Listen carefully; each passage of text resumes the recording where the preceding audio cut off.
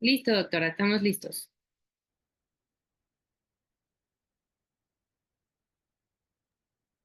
Bueno, pues muy buenas noches a todos. Vamos a dar inicio el día de hoy a la sesión general, el cual se va a tratar de segmentos corneales y el tutor justamente es el doctor Rudy Gutiérrez de Guatemala.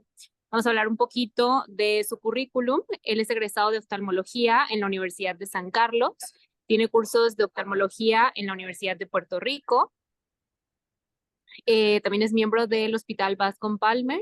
Es director quirúrgico del Departamento de Oftalmología del Seguro Social y Programas Sociales. Fundador del grado de oftalmología en el Instituto Panamericano contra la Ceguera, avalado por la Universidad de Galileo. Es coordinador de la Universidad Galileo por Medios de Salud de Perú y del posgrado de oftalmología del Hospital de la Universidad de Montemorelos y del Hospital San Ángel.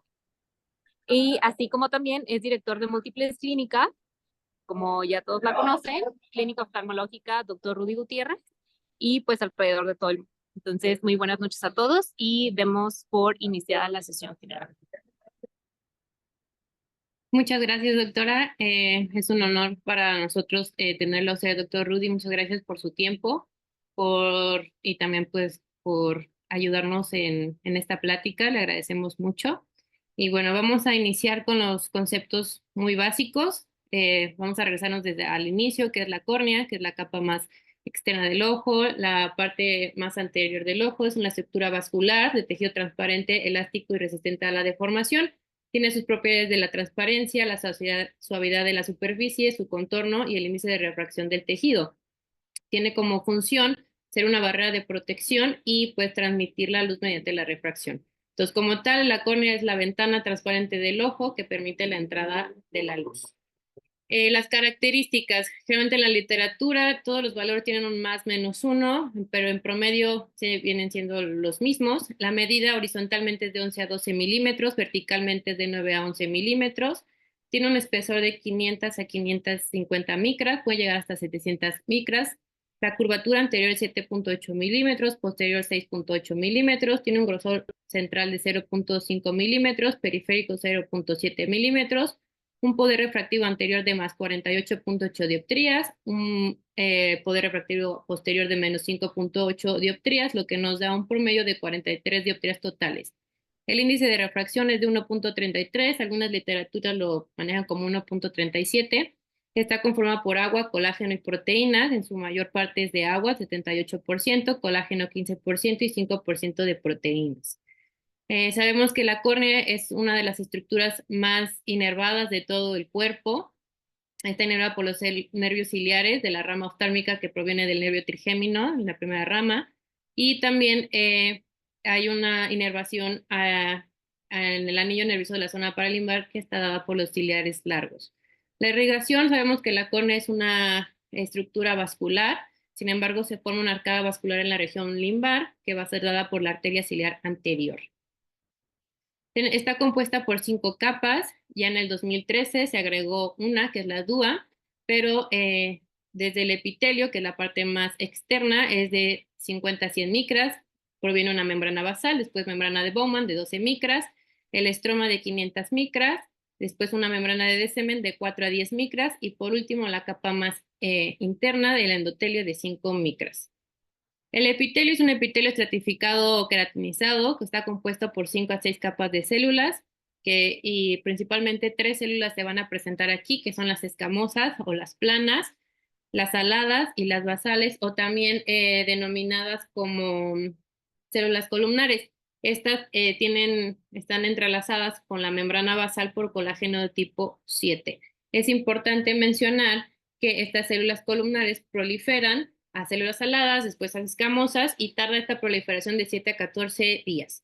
Las funciones, la óptica nos va a dar pues, propiamente el poder refractivo y la transparencia, la protección a cualquier agente nocivo del exterior, es también una barrera a los fluidos y a los microorganismos, va a ser un estabilizador de la lágrima y pues ya le dijimos, tiene un grosor de 500 micras y es el 10% del grosor de toda la córnea.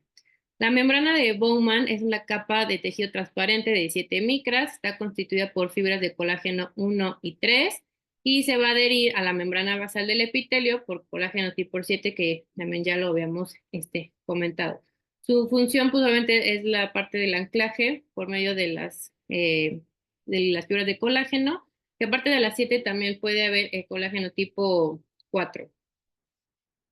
En el estroma es el 90% del espesor corneal, tiene un grosor aproximadamente de 500 micras, está formado por colágeno tipo 1. En poquita cantidad también podemos encontrar colágeno tipo 5, 6 y 3. Está formado por, aparte de este colágeno, va a estar alrededor de un 68%, el que los queratocitos alrededor de un 10%, y la matriz, que también viene siendo con los proteoglucanos, en un 9%. Su función va a dar esta fuerza, una estructura estable y la transparencia a la córnea. Y posteriormente ya viene ahora sí la nueva capa del 2013, descrita por el doctor Harminder Dua, que es una capa celular muy fina compuesta de colágeno, fibras elásticas y algunas células especializadas, y tiene un grosor de 15 micras. Su función también va a ser que va a dar fuerza y esta estabilidad de estructurar a la córnea. La membrana de Descemet tiene un grosor entre 2 y 20 micras. Es una membrana basal del endotelio y se dice que aproximadamente al nacimiento es de 3 micras de grosor y aproximadamente crece una micra por década, ya llegando a la adultez entre 8 a 10 micras aproximadamente, digo, hasta que a veces se puede llegar hasta las 20 micras. El endotelio, la capa es una capa única de células escamosas de 5 micras de grosor en la capa más interna. Sus células predominantemente son hexagonales de un 70-80%, tiene un área aproximadamente de 18 micras. La función es regular el fluido de la cámara anterior hacia la córnea, previene la edematización estromal. Aproximadamente hay de 400.000 a 500.000 células por milímetro cuadrado, y sabemos que conforme va pasando la edad, estas células van descendiendo. Para mantener una transparencia de estas células, eh, se necesitan aproximadamente de 700 a 1000 células por milímetro cuadrado. Muy bien, eso es nada más como un repaso como muy general de lo más básico. Sabemos que los segmentos pues pueden tratarse también por otras ectasias primarias como la degeneración marginal pelúcida, por ectasias iatrogénicas, por otras cosas, pero nos queremos enfocar principalmente en el queratocono, que pues obviamente es la ectasia más frecuente, llega a ser bilateral, pero generalmente hay rasgo asimétrico entre cada ojito. Viene derivado del griego de querato, que se traduce como córnea, y cronus como cono, entonces va a ser una córnea en forma de cono. Es una ectasia con el primaria no inflamatoria, aunque toda la literatura sigue mencionando que es no inflamatoria. Sin embargo, se está viendo ya en estudios recientes que sí es inflamatoria. Entonces, lo más seguro es que en un futuro ya en la literatura va a cambiar a que sí va a ser una inflamación como tal. Esta enfermedad va a deformar la esfericidad de la córnea, tomando una forma cónica. Va a hacer que se adelgace y que progrese el tejido de una manera que va a protruir hacia adelante y ocasionando que vaya a haber una afección visual. La zona afectada suele ser con incremento de las queratometrías, con el adelgazamiento temporal inferior. Aunque todavía no se pone como una etiología precisa porque es multifactorial, podemos decir que va relacionado con muchas cosas. Las principales son la edad, antecedentes familiares de uno o más miembros de la familia, enfermedades asociadas como el síndrome de Marfan o síndrome de Down, que va relacionado de un 0.5 a un 15%, y el más preciso o el más que se está asociando es el Norrup-Docon, es el frotamiento constante a los ojos.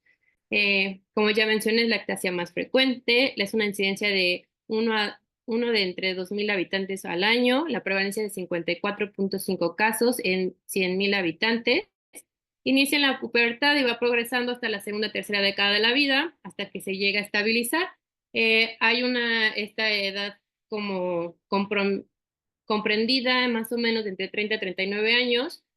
Se dice que hay una prevalencia en el género femenino, sin embargo, los masculinos que más afectados se están reportando es entre 24 y 30 años y pues son de género masculino. Esta diagramita, aunque no se ve como de todo bien, pero habla pues del queratocono, que tenemos genéticos, algunos genes que pudieran llegar a condicionar esta enfermedad siguen en estudio, cambios moleculares como inflamación, estrés oxidativo, degeneración en la matriz extracelular, histopatológicos, que en el epitelio haya crecimiento celular anormal, irregular, en el estroma que haya una pérdida de las lámelas de colágeno, que haya reducción en esta densidad de los queratocitos, factores ambientales como lentes de contacto, el principal y el que más nos debe importar es este frote constante de ojos, la exposición de la luz ultravioleta, aunque aquí también este está como dudoso porque lo podemos decir que pudiera ser como un cross-linking natural, cambios hormonales y la comorbilidad. Manifestaciones clínicas, la disminución lenta y progresiva de la visión borrosa o distorsionada, el prurito acompañando de frote continuo, el restregado visual, que esto puede llevar a una irritación ocular, la intolerancia al lente de contacto, que precisa cambios frecuentes de gradación en poco a tiempo, que pueden ser estos cambios de astigmatismo, y también se ve que se miopizan, la fotofobia o deslumbramiento, visión doble, y en casos de diagnóstico temprano o de inicios, los pacientes pueden llegar a ser asintomáticos. Los signos. El signo distintivo del queratocono viene siendo el afinamiento central o paracentral del estroma, la protrusión apical y el astigmatismo irregular. También podemos encontrar ya signos clínicos como el emunsun, que es este que está a su mano derecha de la pantalla arriba, que es esta angulación en el borde del párpado inferior, que al momento que el paciente ve hacia abajo, el cono empuja el párpado y pues se hace este signo. El de Risuti, que es un reflejo cónico de la córnea nasal al momento que ponemos luz en la región temporal y vemos nuevamente cómo está deformada la córnea. Síndromes de párpados flácidos o el floppy syndrome es este placa tarsal del párpado superior que está muy débil, que es flexible e inclusive se llega a hacer una eversión muy fácil y generalmente este se puede acompañar de conjuntivitis papilar. En la exploración ya la en la biomicroscopía podemos ver una protrusión corneal central o inferior central, los anillos de Fleischer, que es esta imagen que tenemos arriba, que es este anillo de color marrón que está en la base del cono y pues son depósitos de hemosiderina. Las estrellas de Vogt, que son las que la imagen que tenemos abajo, que son estas líneas verticales, que obviamente como hay distensión del tejido, perdón, hay este adelgazamiento de la córnea, se ven en estas líneas en el estroma. Opacidades corneales, espacios anteriores vacíos por rupturas en capa de Bowman. En la retinoscopía vamos a encontrar el signo de sombra en tijeras, que este es el primer signo que aparece inclusive si tenemos pacientes asintomáticos, pues esto nos puede dar un inicio que esté pasando o pueda pasar un queratocono o una ectasia como tal, y se da principalmente por la aberración esférica que existe. El signo de gota de aceite de Charlux es la que vemos en la siguiente imagen, y esta es una sombra anular oscura que rodea el reflejo más luminoso y que se va a diferenciar obviamente del reflejo rojo, y se da por una reflexión interna de la luz que produce la forma cónica de la córnea. Aparición de signos. Tenemos los muy precoces, que la protrusión inferior y el astigmatismo irregular en la topografía, protrusión inferior, que va a ser ya queratométricamente, la sombra en tijera, los precoces, adelgazamiento córnea leve, protrusión leve, el anillo de Fleischer, las estrías de Ott.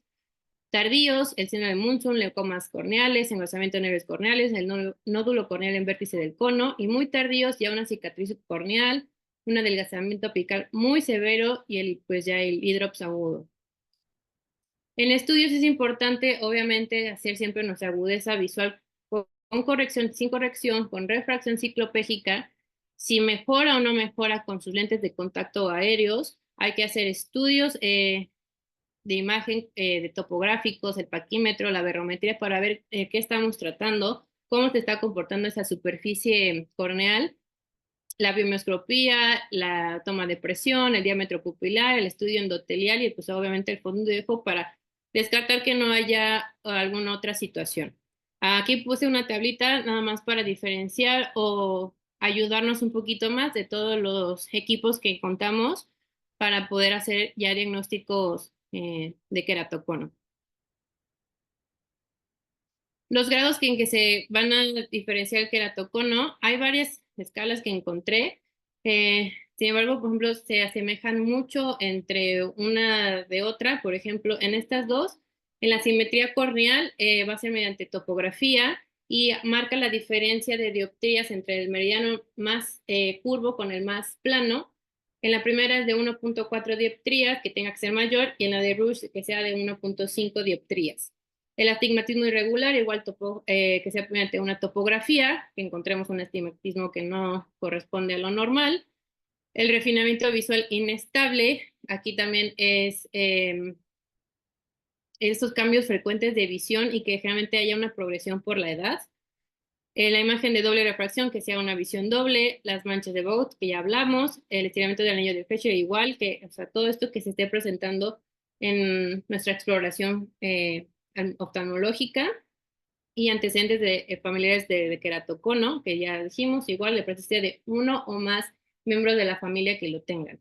En cambio de la de Rush, nada más las diferencias, el cambio en la curvatura es este patrón que cambia igual con la edad, que sea progresivo, cambios de frente de la onda, que existan aberraciones corneales, y imagen doble refracción, visión doble y los antecedentes de la familia. En cuanto a lo de Rabinowitz y Amsler, aquí lo dividimos en 4 y generalmente aquí lo que queremos diagnosticar principalmente es la gravedad, la presencia del astigmatismo, perdón, y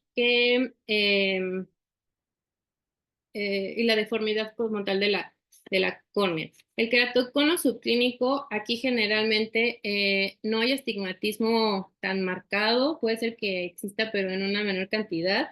La curvatura de la córnea es normal y puede haber algo de adelgazamiento. El queratocono frustro comienza a deformarse ya la córnea, hay un aumento de astigmatismo. Queratocono moderado o el incipiente, ya que hay una córnea irregular, hay una mayor curvatura de la córnea y el astigmatismo ya es mucho más pronunciado.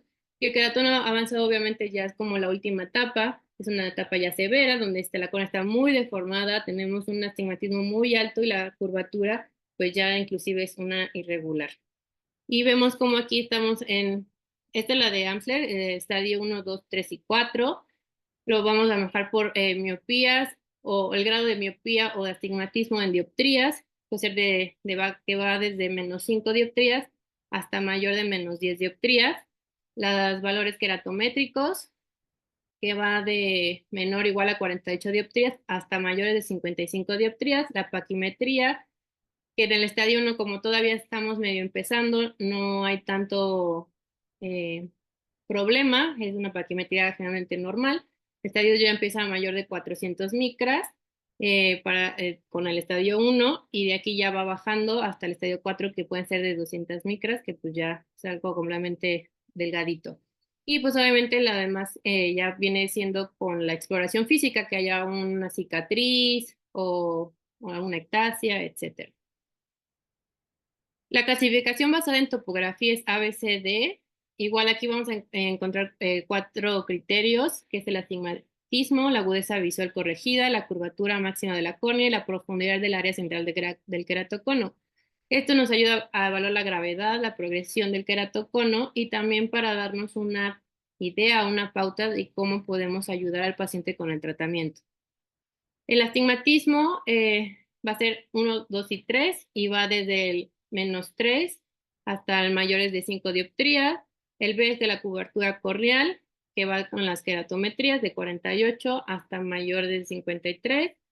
La C, grosor corneal en micras, que lo vemos con las paquimetrías, que va de mayor de 500 hasta que sea menor de 400 micras. Y la distancia en la D, que es la agudeza visual, de 20-60, que es el de 1 arriba, y de 3, que sea perdón, abajo era 20-60 o más que sea. Y ya cuando tengamos por ejemplo, todo esto ponemos, pues el paciente se cataloga como un A2, B3, C2 y D3. Ahora sí, propiamente ya vamos a entrar como tal a los segmentos corneales, el tema que nos interesó. Nada más era para darnos una idea, refrescar los temas que ya teníamos, que ya conocemos. Y bueno, los segmentos corneales son un poquito de historia. En 1949, José Ignacio Barraquer estudió el uso de implantes sintéticos para la corrección de ametropías mediante la ley de espesores, que dice que al incrementar el tejido en la zona de la periferia corneal, se aplana la córnea. En cambio, si trabajamos en la zona central, pronunciamos un poco más la curvatura de la córnea. Al principio hubo mucho decepción porque se vio que que había poca biocompatibilidad del material, de la permeabilidad y de la calidad óptica. Y también se descubrió que al trabajar en la zona periférica se podía mantener esta transparencia corneal. En 1967, Blavatsky realiza estos nomogramas para elección adecuada de los anillos, donde se dice que la corrección es proporcional al espesor inversamente proporcionalmente al diámetro. Y eso también lo vamos a ver mucho más adelante ya en los nomogramas para la elección de los anillos. En 1978, Alvin A. Reynolds pone ya unos anillos en la zona periférica y hace el concepto del intrastromal corneal ring. En 1986, el doctor Paolo Ferra comienza a colocar anillos de PMMA en ojos no funcionales. En el 91 coloca el primer implante, pero este era con funcional refractiva. Y en el 95 el primer anillo, pero era post-queratoplastía. En el 96 ya se hace la certificación europea y en el 99 la FDA también ya hace esta certificación, pero ambas eran para miopías bajas. Y en el 2004 ya la FDA hace la certificación en Estados Unidos propiamente para el queratocono. En cuanto a los modelos de los anillos, la verdad es que hay varios. Al final de esta parte pongo una tablita donde resume todo lo que vamos a ver, pero sí hay varios modelos y... Ay, perdón.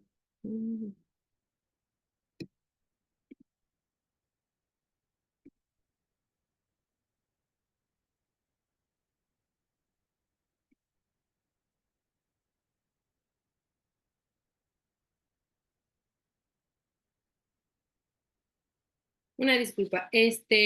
Vamos a ver los modelos que existen. Están los Intax y los Intax SK, que es para queratocono severo. Estos son por el laboratorio Octaltech. Son segmentos semicirculares de PMA. Son de sección hexagonal, de base cóncavo. Tienen un arco de 150 grados, un radio interno de 6.7 milímetros y un externo de 8.10 milímetros. Y los espesores van de 0.25 a 0.45 micras. Diferencia con el queratocono severo, puede variar el espesor de 400 micras a 450 micras, dependiendo el rango de queratometrías que queremos tratar. El Ferrara, que viene del laboratorio AJL, son segmentos semicirculares de PMMA, de orificio 0.20 milímetros, de base triangular, sección triangular de base plana, que va de 600 a 800 micras. La longitud de arco, aquí ya tenemos más variedad, de los 90 hasta los 210 grados, un radio interno de 4.4 milímetros y un externo de 5.6 milímetros, cuando la zona óptica es de 5 milímetros, y la base de 600 micros. Cuando es una óptica de 6, cambia un poquito, 5.4 y 6.6, con una base de 800 micras. Los espesores van de 250 a los 350 micras.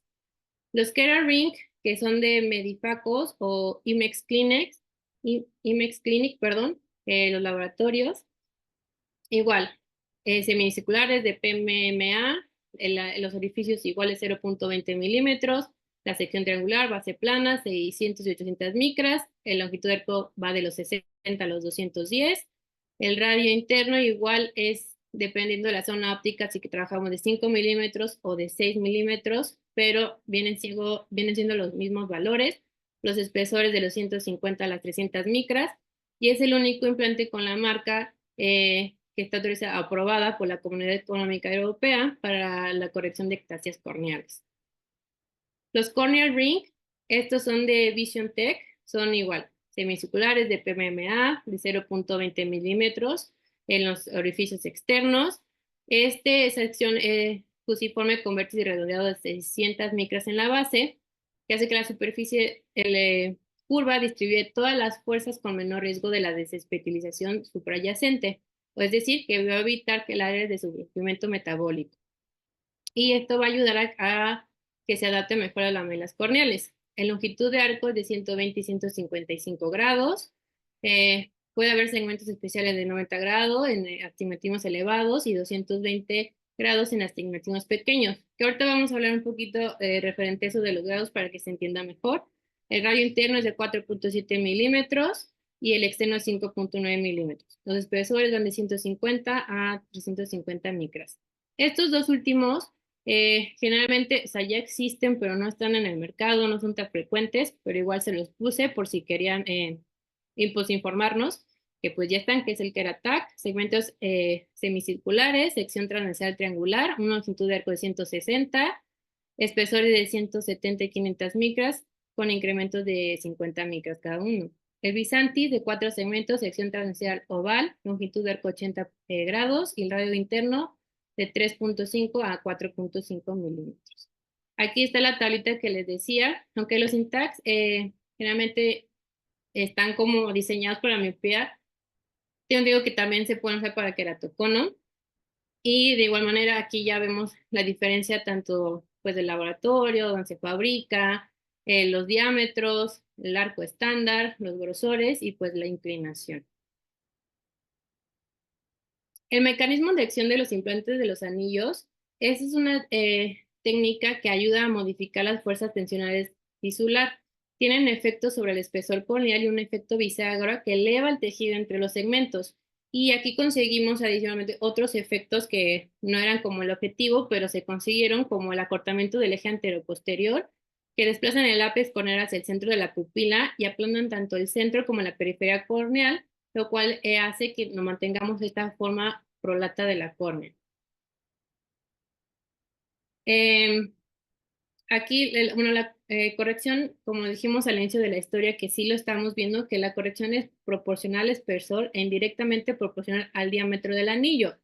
Es decir, si queremos mayor efecto, necesitamos que el anillo esté más cerca de la pupila, que sea un grado más superficial, aunque aquí tenemos el riesgo de que el anillo haga una extrusión y que la base del anillo, entre más ancha esté, todo esto conseguimos que sea, que consigamos tener mayor efecto.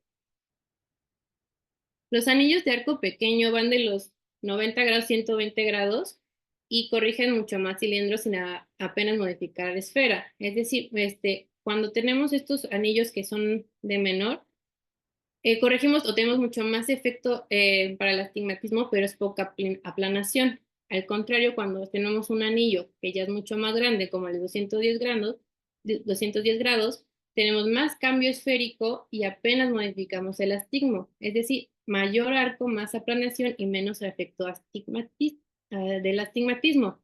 Hay un promedio de 120 a 160 más o menos, que es el efecto intermedio que generalmente se busca y tiende a corregir el astigmatismo miópico compuesto.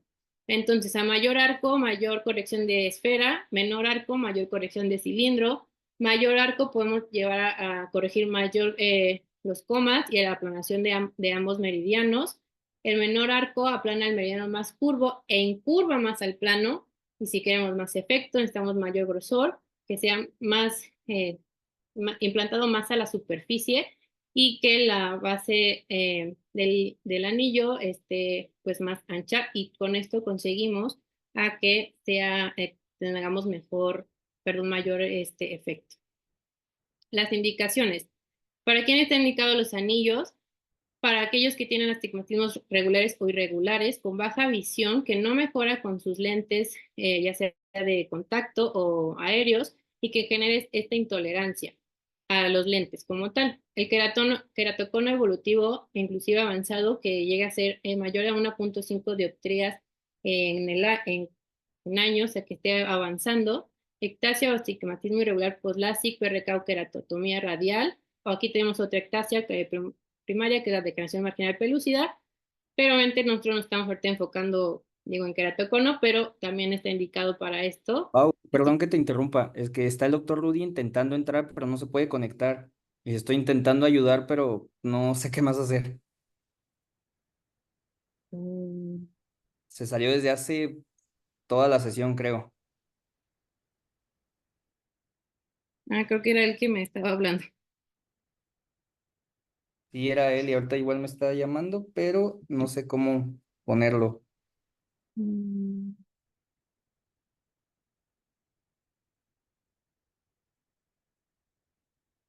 Ahorita le mandé el link de nuevo, pero no sé si le vaya a servir.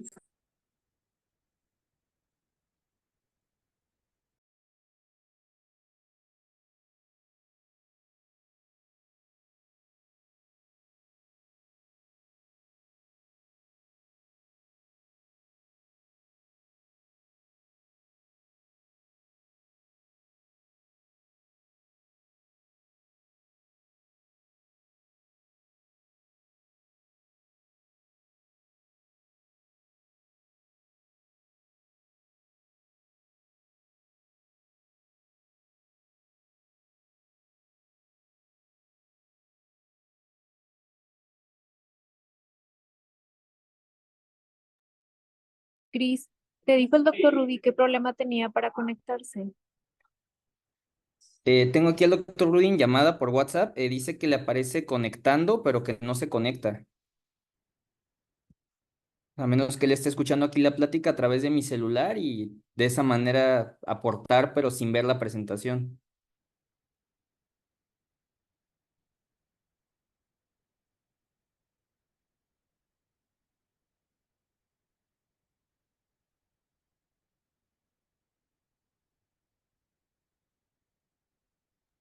O no sé si alguien que esté en zona 10 que nos pudiera ayudar a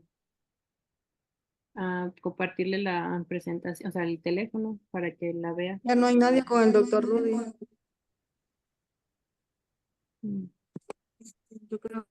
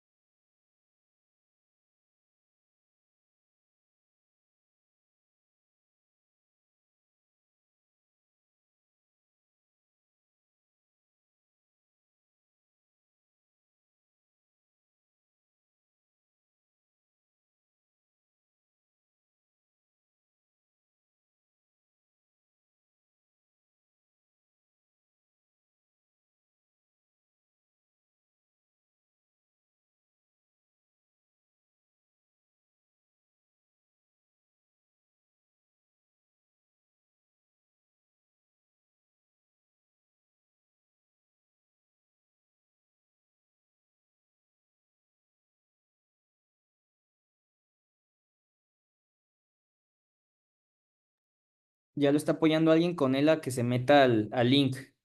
Creo que le estaba costando trabajo, pero ahí va.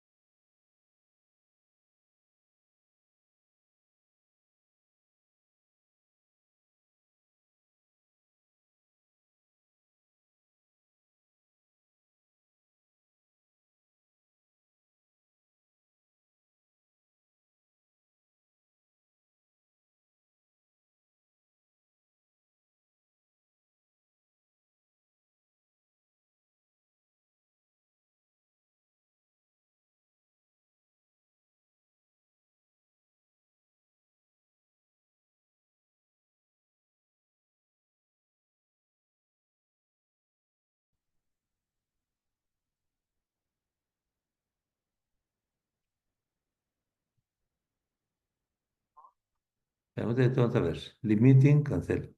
Creo que estoy aquí. Vamos a ver indicaciones, pero solo en audio no Ya escucho. logró entrar, doctor. Listo. Sí, creo. ¿Saben qué parte se quedó, doc, o le seguimos? Quiero ver si quiere. Solo cuando estaban dando todas las partes anatómicas y apenas escuché algo de los segmentos, pero no escuché mayor cosa. Indicaciones, anastigmatismo, nada más ¿Quiere solo. que me regrese? ¿Cuántas serán? Eh, Mire, nada más es, o sea, de los anillos, Dígale, dígale, quiero ver, regrese. el mecanismo de acción, que Ya habíamos, lo tengo, gracias, Boris. perdón, No, no está bien, siga. Ok, ajá, aquí hablábamos de los pequeños que corrigen más ok, cilindro ok, y a menos aplanación, a mayor grado es corrigen más esfera ok. y a mayor arco, mayor corrección de la esfera, menor arco, mayor corrección de cilindro, mayor arco, más corrección del coma y aplana ambos meridianos, menor Ok. arco, aplana meridianos más, el más curvo e incurva el más plano y para un mayor efecto es mayor grosor, mayor implantación superficial y que la base del anillo esté más ancha. ¿Y eso es todo lo que hablaba? De los ¿Sí? anillos sí, Va, entonces sigamos, por favor. Muy bien. Aquí hablamos de las indicaciones para quienes es los segmentos, que son pacientes con astigmatismos regulares o irregulares, con baja visión, que no mejoran con sus lentes ni con sus lentes de contacto y que estos generan intolerancia. Un queratocono evolutivo o que esté avanzando, que tenga mayor de 1.5 dioptrías en un año. Otros tipos de ectasias, como el astigmatismo irregular, postlásico, PRK, la degeneración marginal pelúcida, astigmatismo posqueratoplastía, la irregularidad postraumática y miopías bajas o moderadas. Las indicaciones aprobadas por la certificación europea realmente pues vienen siendo prácticamente las mismas, que haya intolerancia a los lentes de contacto, que hay un queratocono en progresión, la ectasia iatrogénica, ya sea por LASIK o PRK, un astigmatismo irregular posqueratoctomía refractiva o PKP y la degeneración marginal pelúcida. El objetivo es disminuir el efecto refractivo y las aberraciones y hacer una regulación en la superficie ocular, que vamos a conseguir una mejora de agudeza visual sin corrección y con corrección, mejor tolerancia a los lentes de contacto y retrasar o estabilizar el queratocono, aunque esto también está en duda porque realmente no hay nada reportado, no hay investigaciones que muestren la evidencia que realmente los segmentos estén estabilizando el queratocono o lo retrasen. Entonces, se recomienda que no se prometa al paciente que sea un tratamiento con esta finalidad, sino que es para que llegue a mejorar esta agudeza visual y que tolere también sus lentes de contacto en dado caso que haya la necesidad de que a pesar de con los segmentos necesite utilizar sus lentes de contacto o unos lentes aéreos. El paciente ideal va a ser el que tenga baja visual inclusive con sus lentes, la intolerancia a los lentes de contacto, queratometría simulada menor de 60 dioptrías, una paquimetría de 400 micras o menos, pupila mesópica menor a 5 milímetros y un astigmatismo corneal mayor a 3 dioptrías. Las contraindicaciones. Los queratoconos muy avanzados, mayor a 70 dioptrías, una opacidad corneal central, el hidrops, desentrenamiento del injerto en queratopatía. Aquí los atópicos, hay ahorita, espero tengamos en otra ocasión la oportunidad, por parte del doctor Roberto Varela González, su tesis acerca del frotamiento con la mano dominante, cómo se está desarrollando este queratocono, como la mano dominante estamos frote y frote y frote. Entonces, aquí podría ser algo relativo, porque pues realmente el frote pues sí le bajaría el queratocono y pues no sería ya con una contraindicación, sino le podríamos ayudar. Erosión corneal recurrente, una infección activa, elevadas expectativas visuales. Esto sobre todo en pacientes que les prometemos a lo mejor cosas o que no le estamos explicando bien y que creamos un paciente con mucha esperanza y puede ser una contraindicación ya para nosotros en el postoperatorio. Las ventajas, que son reversibles, o sea, se pueden extraer y ya pues si se extraen puede ser que la córnea obtenga su forma anterior como la tenía, son ajustables, o sea, se pueden desplazar o se pueden hacer un recambio del lente, del anillo, mantienen la forma prolata central, tiene una recuperación visual, esto generalmente puede ser un poco más rápida, dependiendo, por ejemplo, si es una ectasia central, generalmente está un poquito más tardada, pero las periféricas pueden tener una rapidez más.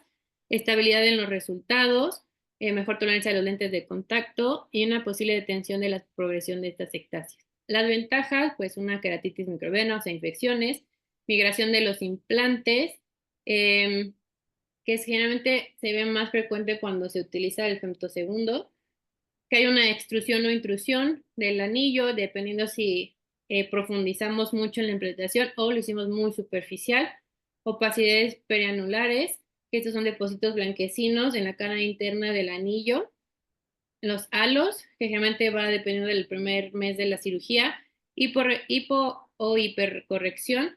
El hipo está más asociado a en cuanto a la esfera y la hipercorrección al astigmatismo y la neovascularización, sobre todo en diámetros muy grandes, que la incisión queda muy cerca del limbo y pues llega a crecer esta neovascularización.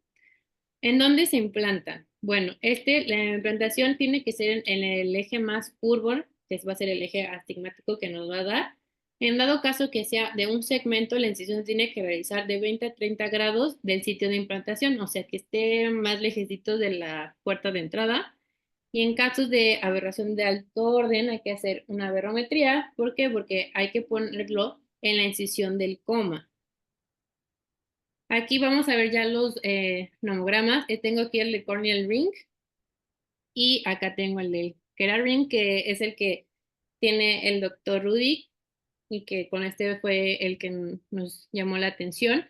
Para empezar con el nomograma y saber pues cómo vamos a elegir el anillo ideal, primero tenemos que clasificar la ectasia.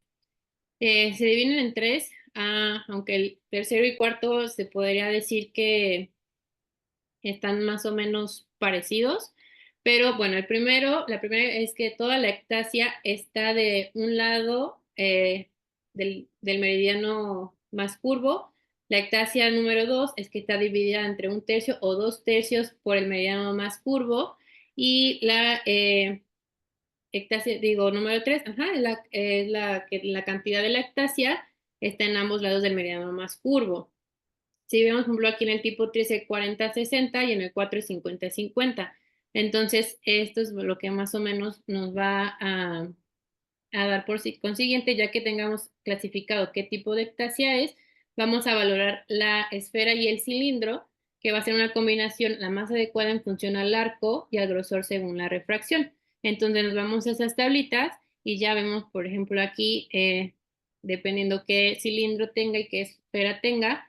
Y si nos fijamos, por ejemplo, en la parte inferior izquierda, vemos que solo se puede llegar a implantar nada más un segmento. Y ya cuando va creciendo, obviamente las dioptrías, vemos que ya tenemos que trabajar con 2 segmentos. Esta parte de aquí abajo, tablita amarilla, nos habla acerca de la profundidad. La profundidad que se implantan los anillos tiene que ser al 80% de la paquimetría que estamos teniendo del paciente. Y esto es porque el máximo grosor que se utiliza en el segmento no puede exceder la mitad del grosor de la córnea, o al menos donde se ponga el anillo, en la parte superior de ese anillo de tejido, tiene que superar el, el doble de ese anillo del grosor, o como ya dijimos, más de la mitad, pues.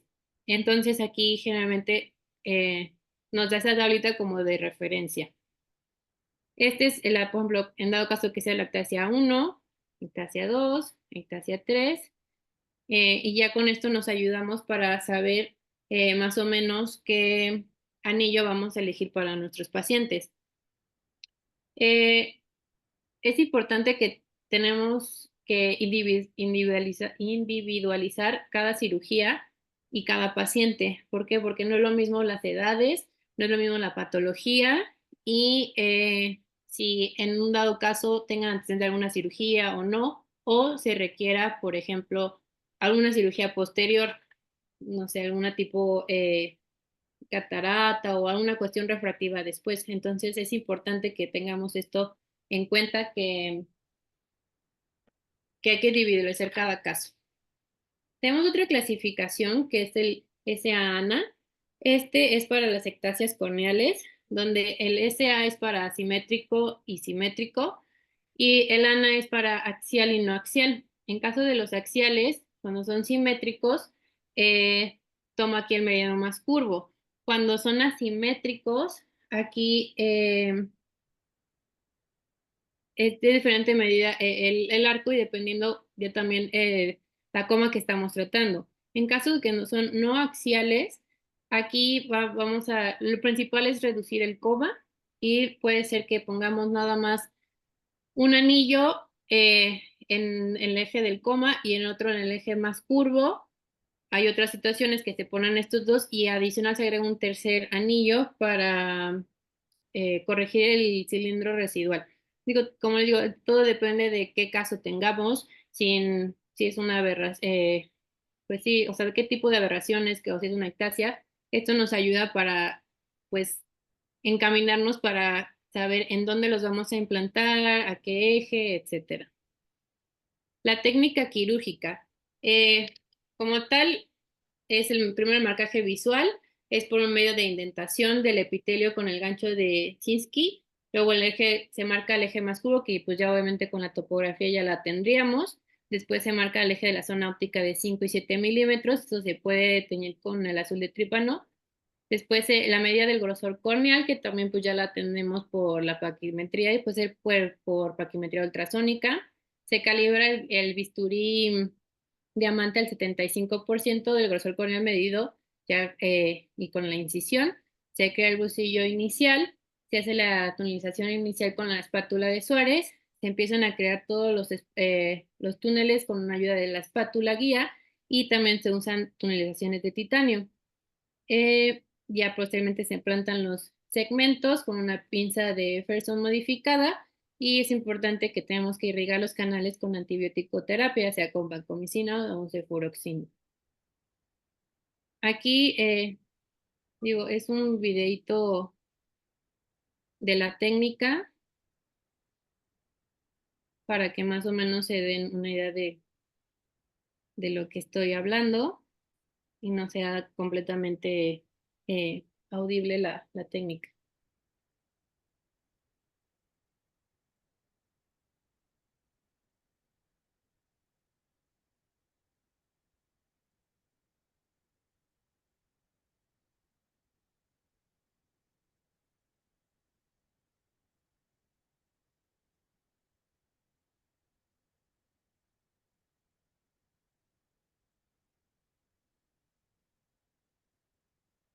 Vemos cómo marcaron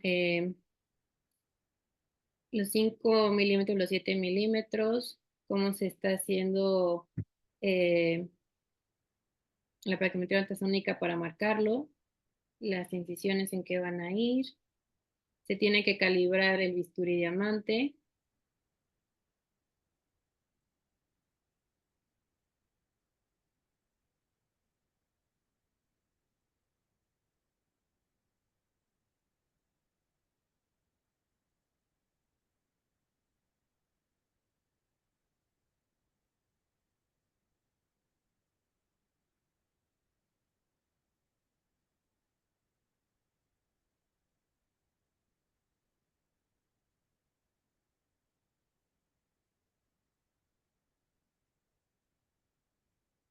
La bolsita inicial y se empiezan a hacer ya los túneles para colocar los segmentos.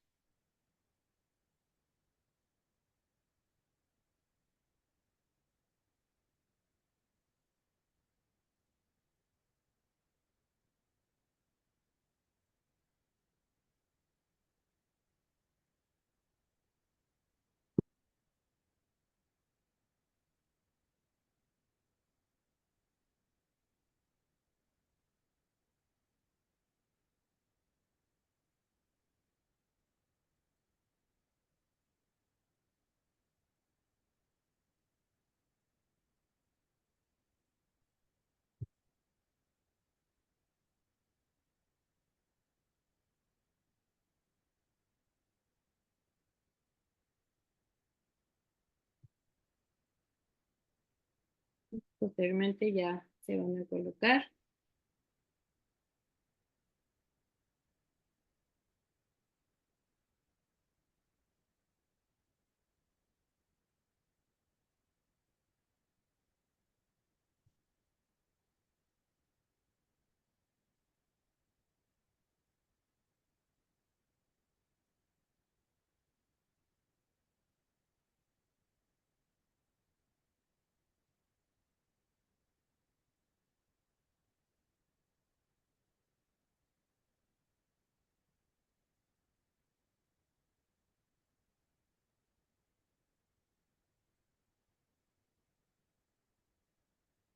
También es importante que ya después que estén aplicados, también realizar estudios para ver cómo se quedaron los segmentos. Generalmente, por ejemplo, en el OCT se ven marcados, en un OCT de cámara anterior, se ven marcados la implantación de los segmentos y también ya sea una topografía para ver cómo está corrigiendo obviamente toda nuestra superficie. Vamos a continuar. En el postquirúrgico se tiene que dar un tratamiento tópico de antibiótico con corticoide en dosis decrecientes de 3 a 4 semanas y puede ser un lente de vendaje. La recuperación visual se dice que se estabiliza de 2 a 3 meses y ya posterior a eso, a los 3 meses, ya podemos hablar de una refracción definitiva. Las complicaciones son pues, menores, pero es de 3 al 5% y tienen más relaciones cuando son paraectasias. Y el residual refractivo lo podemos tratar ya sea con, digo, dependiendo otra vez, cada paciente, cómo lo podemos manejar, si es pues un reacomodo o se puede manejar ya con sus lentes de contacto, esclerales o sus lentes aéreos. Y pues lo que decíamos, generalmente puede ver que no haya una estabilidad, porque por la progresión de una enfermedad ectásica. Esto puede hacer que en pacientes jóvenes se llegue a presentar, que puede ser lo más común, y podemos añadir pues ya otras terapias como el crosslinking. Bueno, continuando, ya para no hacerlo tan tedioso, solo son un resumen de varios artículos recientes sobre los anillos intraestromales y pues sus resultados. En este primero, que sería el Corneal Allogenic Intraestromal Ring Segments para ectasios corneales, esta es una evaluación de la tomografía segmentaria. Aquí el propósito de este estudio fue evaluar los resultados visuales, refractivos y tomográficos de pacientes con ectasias corneales tratados con inserción de estos anillos intraestromales halogénicos corneales sin la combinación de crosslinking. Se trataron 52 ojos de 39 pacientes con ectasia corneal estable y agudeza visual insatisfactoria con uso de lente de contacto. Aquí se midieron datos visuales refractivos, topográficos, aberrométricos, epiteliales, estromales y de espesor de los segmentos en relación con el valor inicial al cabo de una semana, un mes y por lo menos 3 meses posoperados. Las evaluaciones incluyen pues examen con lámpara hendidura, refracción manifiesta, agudeza visual no corregida, corregida y también con un OCT de segmento anterior. La siguiente, Pau, por favor. Bueno, aquí se hizo un seguimiento a los 7 meses. La agudeza visual no corregida y la agudeza visual corregida mejoraron de 1 y 0.5 de un preoperatorio a un 0.5 y 0.2 a los 3 meses posoperados. La refracción manifiesta y el equivalente esférico y cilíndrico mejoró de un menos 6.50 con menos 4 dioptrías preoperatorio a un menos 3.50 y menos 2.25 a los 3 meses del posoperatorio. La esqueratometría anterior máxima y la coma vertical disminuyeron de 58 y 1.50 micras a 52.50 y 0.50 micras. También la elevación del estroma en el cono disminuyó de 38.50 a 24 micras. No se observaron complicaciones importantes y solo un ojo perdió una línea de agudeza visual corregida. Siguiente, por favor. Como conclusiones, este artículo mejoró los parámetros visuales, refractivos, topográficos y tomográficos. Aquí el tratamiento de la ectasia corneal con la inserción de estos segmentos de anillos. Se postula que el engrosamiento epitelial central de estos anillos junto con el aplanamiento del estroma anterior son los que contribuyen al aplanamiento y la regularización tomográfica. ¿Seguimos? Ok, otro artículo, aquí el propósito de este artículo era proporcionar un marco biomecánico para comprender mejor el comportamiento optomecánico postquirúrgico de la córnea después de la implantación de estos anillos intraestromales. Aquí los métodos que se utilizaron fueron modelos calibrados in silico para determinar la forma de la córnea y las tensiones después de la implantación de cada anillo. Después, por simulaciones mecánicas, se utilizó el trazado de los rayos geométricos para determinar el cambio en el equivalente esférico y por último para cada anillo intraestromal se evaluó el efecto del procedimiento quirúrgico, la variación circadiana de la presión intraocular o el debilitamiento biomecánico introducido por el queratocono mismo. Siguiente. Los resultados de este artículo, aquí los modelos predijeron la respuesta optomecánica posquirúrgica de la córnea a nivel poblacional. Aquí el efecto mecánico localizado del volumen intraestromal es adicional introducido por los implantes, tanto el tamaño y el diámetro de cada uno, y esto impulsa una respuesta corneal posquirúrgica. Sin embargo, estas tensiones centrales de la córnea no aumentaron más de un 50%, por lo tanto, los implantes no fortalecen la córnea globalmente. Aquí, debido al debilitamiento biomecánico introducido por las bolsas con láser, estos implantes en la bolsa dan lugar a mayores correcciones refractivas y a la relajación del estroma anterior. Y aquí, pues, esto puede, digamos, ralentizar la progresión del queratocono. Estos implantes también se pueden mover dentro del estroma y aquí actúan como un punto de pivote dinámico que va a modificar la biomecánica de la córnea y va a aplanar el centro de la córnea. Estos cambios en las propiedades mecánicas del estroma no afectaron en este artículo la refracción de las córneas normales o patológicas. Siguiente. Y aquí, bueno, como conclusiones de este artículo, los implantes no van a endurecer la córnea, sino lo que van a hacer es que van a crear un efecto de volumen local que va a regularizar la forma de la córnea, modificando la biomecánica de la córnea, pero sin que impidan el movimiento de la córnea. Y como relevancia, estos modelos in silico pueden ayudar a comprender mejor la biomecánica de la córnea, planificar las intervenciones específicas para el paciente, o pues nos pueden ayudar a crear nomogramas impulsados biomecánicamente para decidir qué tipo de tratamiento y qué anillos para cada paciente. Siguiente. Ok, y por último, este otro artículo nos va a hablar sobre resultados de la implantación del segmento de los anillos intraestromales para el tratamiento del queratocono, pero aquí vamos a considerar un nuevo sistema de clasificación que se va a basar en la discapacidad visual preoperatoria del paciente. Aquí podemos ver en la primera gráfica, se va a realizar un análisis de seguimiento de 5 años de los pacientes con un queratocono estable y un queratocono progresivo para evaluar la estabilidad a largo plazo del procedimiento quirúrgico con los anillos intraestromales. Podemos observar también que la agudeza visual lejana corregida va a disminuir de manera estadísticamente significativa en pacientes con un queratocono leve, con una desviación estándar menor a 0.01, pero va a aumentar estadísticamente en todos los demás grados, sobre todo en los que están progresando. La agudeza visual mejor corregida y la disminución de los valores queratométricos y aberrométricos, estos se mantuvieron estables a lo largo del estudio por un periodo largo de tiempo en pacientes con queratocono estable.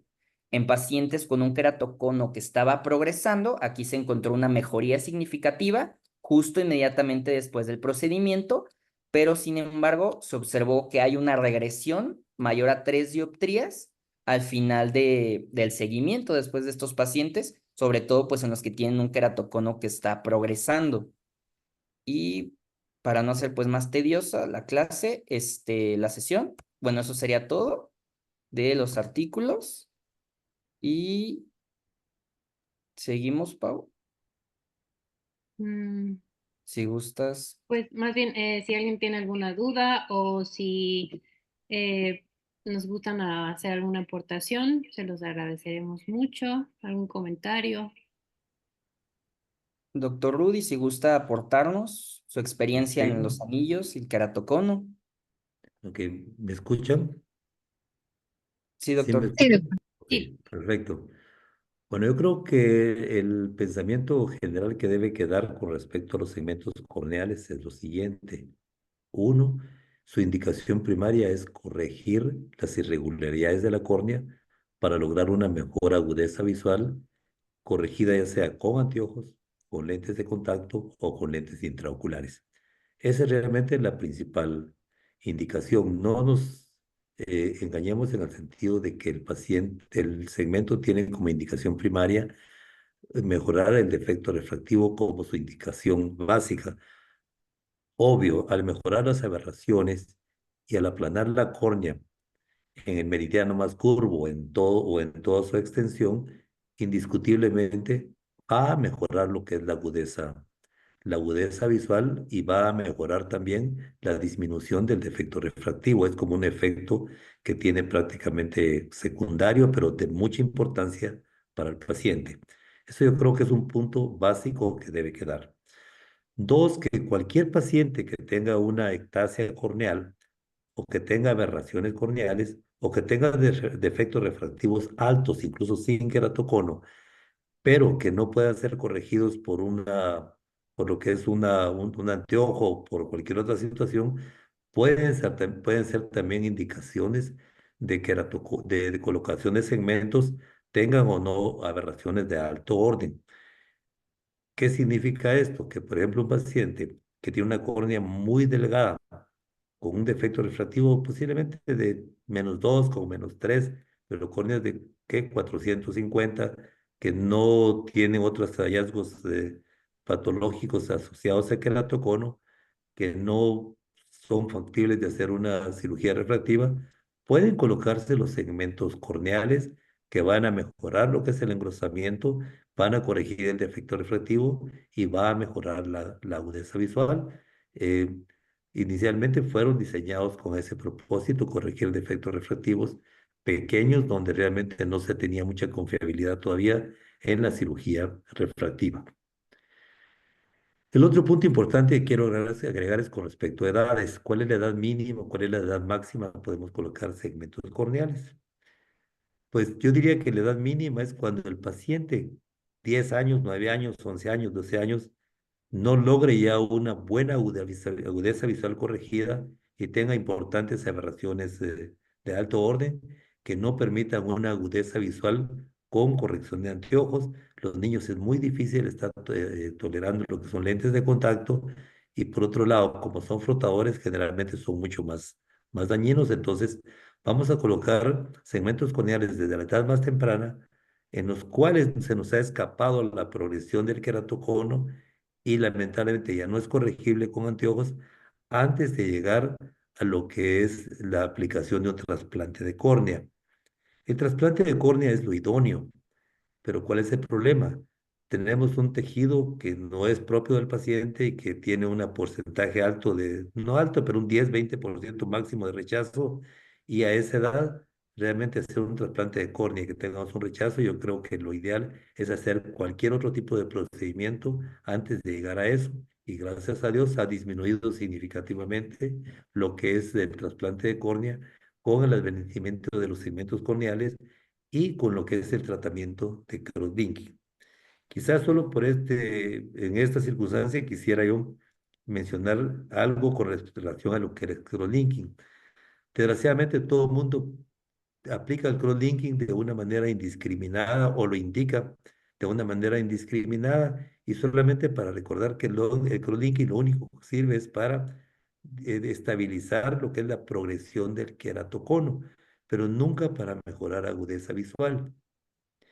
Por lo tanto, si tenemos un paciente con mala agudeza visual debido a las aberraciones altas que tiene, el crosslinking va a ser útil definitivamente para evitar la progresión, pero no va a ser necesariamente de manera a colocarse solo, sino tiene que complementarse con un tratamiento, como sería en el caso de lo que es la aplicación de segmentos, ya sea antes, conjuntamente o posteriormente. Siempre recomiendo yo el crosslinking si colocamos los segmentos corneales colocarlos de manera que se conserve el epitelio, o sea, sería epitelio on. ¿Por qué razón? Cuando quitamos el epitelio off, podemos adelgazar, bueno, son 50 micras, 80 micras máximo de epitelio, pero podemos adelgazar lo que es la distancia entre lo que es la superficie de la córnea y lo que es el segmento. Puede haber una infección, una queratitis de cualquier índole, y lo que vamos a motivar muy probablemente es el rechazo o la extrusión del segmento corneal, entonces hay que tenerlo en cuenta. Y lo mismo con el caso de lo que es el protocolo de Atenas. Eso lo sabemos que se utiliza lo que es PRK y se complementa con crosslinking para tratar de evitar lo que es la ectasia gestionada por lo que es el láser. Yo he tenido dos casos con muy mala experiencia, queratitis severa en uno de ellos y en quizás dos que apliqué yo el láser más el crosslinking, hubo extrusión de los segmentos como resultante de la superficialización del segmento. Entonces, por lo tanto, yo he dejado esa práctica de aplicar lo que es el protocolo de Atenas en todo paciente que tenga lo que es segmentos, lo más que yo recomiendo para mejorar la estabilidad del queratocono en pacientes con segmentos es el cross-linking epitelio-O. Otro punto importante es el hecho de cuál debería ser el punto máximo que uno debería considerar la colocación de un segmento corneal en un paciente queratocono. Independientemente de las curvaturas máximas que hayan, recordémonos lo que es realmente las aplicaciones o lo que es el efecto que podríamos decir de lo que es el segmento en términos de su grosor y en términos de su extensión. Sabemos que a medida que lo profundizamos más, tiene mayor efecto. Estamos hablando cerca de un 80%. Dos, a medida que lo colocamos más cerca del centro de la córnea, vamos a tener un mayor efecto estigmático. Y a medida que tenemos un defecto refractivo más alto, vamos a necesitar segmentos, por lo tanto, más gruesos. Pero a medida que colocamos segmentos más gruesos, y si estamos hablando de pacientes con defectos de queratocono muy avanzados, estamos hablando de pacientes que tienen grosores de córnea más delgados. Entonces ahí se invierte talmente lo que es lo que uno quisiera, en donde colocamos un segmento más grueso, pero lo estamos colocando en una córnea muy delgada. Y eso hace que quede más superficial y por lo tanto más riesgo de lo que es las extrusiones. Entonces, por lo tanto, cuando tenemos segmentos, cuando tenemos defectos refractivos altos, con irregularidades altas, aberraciones altas, lo que yo recomiendo no pensar bajo esa premisa, sino definirlo de esta manera. Yo voy a tratar de colocar un segmento independientemente del grosor, independientemente de lo que es el efecto refractivo que el paciente vaya a tener, única y exclusivamente con el propósito de disminuir las aberraciones corneales, aunque el defecto refractivo me quede muy alto, digamos -10, -12, -15, pero si al eliminar las aberraciones corneales, yo con esa corrección logro una agudeza visual de mejor de 20-40, eso para mí es una muy buena indicación colocando un segmento no necesariamente de acuerdo al nomograma, sino de acuerdo a lo que queremos, que es eliminar las aberraciones y corregirlo con un lente de contacto de tipo escleral, semiescleral o incluso un rígido, y o colocar lo que es un lente intraocular. Entonces, para eso es solamente para considerar cuando nos vamos a esos extremos. El otro hecho es que con femto segundo usualmente lo aplicamos al 70%. En el caso de lo que es la aplicación del segmento manual, lo aplicamos alrededor máximo del 80%. Ojo, 80% de la paquimetría más delgada en el centro de la córnea o en cualquier punto donde esté más delgado la córnea. No utilicen la paquimetría del grosor más delgado por donde va a pasar el segmento corneal. Yo lo hice muy ocasionalmente pensando de que si yo tengo un grosor, vamos a poner de 500 micras en el área donde va a pasar el segmento, vamos a poner 5 o 6 milímetros del centro, pero en el centro de la córnea mide 450. Yo decía, bueno, donde va a pasar el segmento está a 500 micras, voy a hacer el 80% de 500, por tanto lo ponía a 400 micras. Pero eso correspondía como un 85, incluso un 90% de la parte más delgada de la córnea. ¿Qué ocurre? Cuando uno coloca los segmentos pensando de esa manera, muy fácilmente uno puede perforar. Yo tuve dos perforaciones precisamente cuando lo hice de esa forma.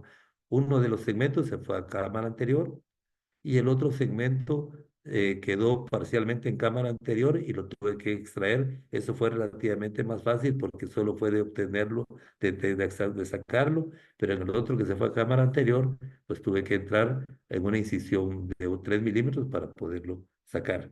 Entonces, siempre considerar para calcular el 80%, el grosor más delgado de la córnea, en donde esté más pronunciado el queratocono y no por donde va a colocarse el segmento segmento corneal. Otro punto importante que debemos de considerar fuera de las curvaturas mayúsculas, que los segmentos deben colocarse siempre y cuando la córnea esté clara. Por lo tanto, cuando hay estrías de Vogt, cuando tenemos ya un hidrops o cuando tenemos ya una cicatrización corneal, a pesar de que tenga un beneficio parcial, no es la mejor indicación. En este caso, pues ya nos debemos de ir a un trasplante corneal lamelar o un trasplante cordial penetrante, dependiendo de la preferencia o el expertaje que tenga el cirujano. ¿Qué otro punto es importante considerar? Es cuándo yo debería cambiar segmentos corneales. Hemos hablado de que el beneficio de los segmentos corneales que son reversibles, pero ¿cuántas veces lo hacemos? Yo lo hago con alguna frecuencia y estoy hablando cerca hasta de un 15-20%, o reintervenir al paciente. ¿Qué significa esto? Principalmente, si yo tengo si yo tengo astigmatismo, o perdón, queratoconos que no sean simétricos en relación al eje más curvo. Si no tengo ese tipo de situación, que son un queratocono asimétrico, en algunas ocasiones tomo la decisión de colocar un segmento largo en esa extensión, hasta de 160, incluso hasta de 210 grados, pero dependiendo del residual que me quede, si quedó subcorregido, yo puedo agregar un segmento en el otro meridiano más pequeño o más delgado para tratar de complementar el efecto que quedó pendiente en ese tipo de pacientes. Dos, si casualmente yo no lo coloqué en el meridiano o en el eje correcto, también debo reintervenir para tratar de moverlo. Es interesante ver cómo cuando uno mueve un segmento a la posición idónea, se mejoran significativamente las aberraciones y definitivamente también la agudeza visual. Entonces, en la técnica, además de marcar lo que es el meridiano más curvo, especialmente cuando trabajamos segmentos corneales cortos y establecer que quede exactamente en el lugar que queremos, marquemos también el eje de meridiano más plano para que el segmento quede 50% distribuido en la porción que realmente queremos. Cuando hablamos de los diferentes tipos de queratoconos, sean simétricos o asimétricos, y vamos a pensar solo para un ejemplo muy universal, un queratocono en corbatín. Cuando hablamos de queratocono en corbatín, vamos a pensar en un queratocono simétrico, pero se aplica a cualquiera de los demás. Significa que si nos vamos partiendo la córnea a la mitad, continuando lo que es el eje más curvo. Vamos a poner un ejemplo, 90 de arriba, 90 abajo, y el queratocono está posicionado en ese eje, 50% a la izquierda, 50% a la derecha, así temporal nasal. Puede pasar esta circunstancia, que la parte más curva de la mitad de ese meridiano esté inferior y la parte más angosta esté superior. Sigo insistiendo que están los dos ubicados simétricamente, pero el patrón es más profundizado en la parte inferior. ¿Qué hacer en estos casos? Hay dos formas de cómo se puede trabajar. Uno de ellos es elongar un poquito o desplazar un poquito el segmento hacia donde está más curvo para tratar de tener más efecto en ese meridiano, pero ahora existen los segmentos asimétricos, que son más gruesos en un extremo que en el otro, que sirven precisamente para colocarlos y realmente cumplan con ese propósito. No mencionaron mucho lo que es la degeneración marginal pelúcida. Aquí cambia totalmente lo que es el patrón del queratocono. Sabemos que es como dos pajaritos que se están besando o como una par de patas de cangrejo que generalmente son inferiores y se extienden mucho más abajo. En esos casos, la recomendación primaria es colocar un segmento corneal inferior y en el meridiano más curvo. Casi por lo regular están alrededor de los 5 grados. Entonces, estos son segmentos que no se están colocando oblicuos o perpendicularmente. En la mayoría de los casos se coloca casi horizontal, siempre respetando el meridiano más curvo y ahí colocamos un segmento no menor de 160 grados hasta 210 grados en ese, solamente en esa parte de la curvatura inferior, y el grosor va a depender de la cantidad de astigmatismo que el paciente tenga. Si es un mixto, donde vamos a tener un valor esférico positivo, vamos a colocar un segmento o dos segmentos en este caso, no tan largos, para tratar de evitar la hipermetropización de lo que es este tipo de pacientes. Paradójicamente ocurre este fenómeno. En algunos pacientes, incluso con astigmatismos mixtos, significa un +2, -4, un ejemplo, cuando colocamos dos segmentos pensamos de que se nos va a hipermetropizar el paciente. Y curiosamente pasa este fenómeno en algunos de los casos de lo que es la degeneración marginal pelúcida, e incluso en algunos casos de queratocono, que cuando uno coloca estos segmentos se corrige el queratocono significativamente, y la esfera, en lugar de irse al lado más positivo, se va al lado negativo, o por lo menos se conserva en nivel plano, o no empeora la hipermetropía. Si ustedes me preguntan por qué, yo creo que tiene que ver con la biomecánica de la córnea, pero no tengo una respuesta así técnicamente científica establecida del por qué se da ese fenómeno, pero sí lo he visto en algunos pacientes. Por lo tanto, no me preocupa mucho en la hipermetrificación, siempre y cuando yo establezca, digamos, el respeto a lo que son los grosores. Ya platicamos un poquito cuándo aplicar lo que es el crosslinking. Ya lo dijimos que lo hacemos siempre con epitelio O. Yo voy a dar una plática este jueves próximo sobre qué pasa con todos aquellos pacientes de queratocono, no niños, no jóvenes, no de 30 años, no de 40, no de 50, sino todos aquellos pacientes con queratocono que pasaron o frustros o progresaron a un nivel, pero que nunca consultaron y llegan porque presentan catarata. ¿Qué pasa con este grupo de pacientes? Cuando decidimos poner segmentos corneales previo a la cirugía de catarata, cuando hacemos la cirugía de catarata primariamente y después de eso valoramos la colocación de segmentos o la receta de lo que son anteojos posteriores a lo que es a la operación de catarata, o cuando en esos pacientes vamos a colocar un lente intraocular tórico. Debemos de colocar un lente intraocular de los multifocales o de los premium, vamos a poner en general. Entonces es otro punto importante en ese grupo de pacientes. ¿A dónde yo me voy? Me voy un poco en lo que es la historia clínica, me voy un poco al análisis de efectos refractivos si tenían antes o si tienen en la actualidad, un poco a lo que es valores de queratometría, pero principalmente me voy a las aberraciones corneales. Sabemos de que las aberraciones corneales arriba del punto 5, la totalidad, nos van a dar un efecto importante en la disminución de la agudeza visual corregida, y eso va a ir aumentando a medida que aumenta el valor aberrométrico.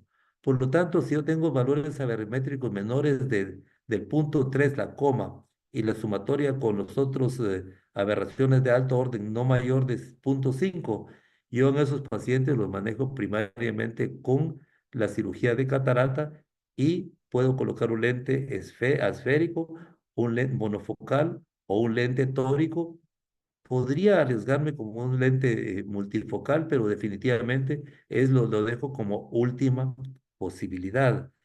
Mientras que todos aquellos pacientes que tienen unas aberraciones altas, una coma alta, 1.5, valores muy altos, igual que de los tréboles o las esféricas secundarias, en estos pacientes pongo primariamente lo que es el segmento corneal, los segmentos corneales, para regularizar la córnea, y después con la nueva queratometría hago el cálculo del poder del lente intraocular, y en algunos de ellos hago lo que algunos han visto, que lo siento al paciente, hago la cirugía con anestesia tópica y calculo el poder del lente intraocular en base a la formulita que es tan simple: la refracción esférica dividida entre punto 33 multiplicado por punto 52, utilizando una, una constante de una constante de 180, de 800 a 800, a 108, de 104 a 108. ¿Va?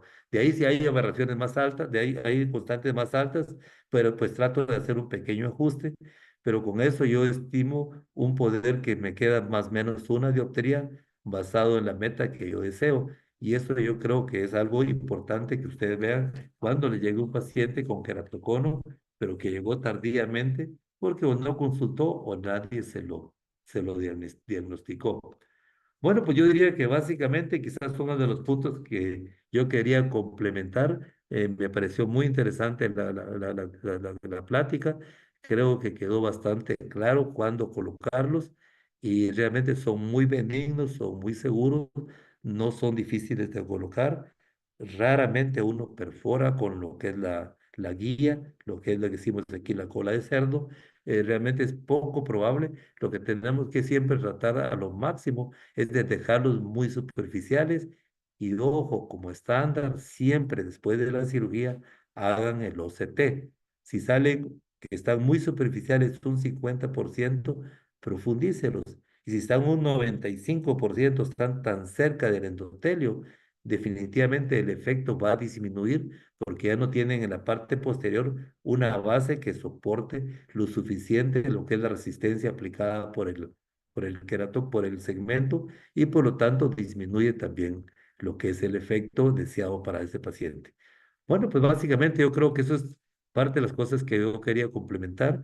Pues, si tienen alguna pregunta para los que expusieron, pues yo creo que está abierta la reunión. Si algo yo puedo colaborar también, con mucho gusto. Muchas gracias y interesante y bonita conferencia, realmente muy bien hecha. Los felicito. Muchas gracias, doctor. Le agradezco mucho sus aportaciones, todo muy interesante. Y si tenemos una duda por parte de la doctora Kaylin. Kaylin, si quieres activar tu micrófono. Hola, buenas noches. Felicidades, Pau, felicidades, Cristian. Muy bonita e interesante sesión. Mis preguntas van dirigidas hacia el doctor. Doctor, quería preguntarle si tiene usted alguna experiencia o aporte con respecto a los segmentos corneales hechos de material corneal o estroma donante y pues si estos tienen algún beneficio sobre los anillos que ya conocemos de material sintético. Y también tengo otra pregunta con respecto a la superficialización de los segmentos. Si estos, cuando ya se superficializan, es necesario o pues la única opción es retirarlos o si existe la posibilidad de recolocarlos. Correcto, sí, yo he leído un poquito de lo que son los segmentos hechos de tejido corneal. La experiencia personal no la tengo.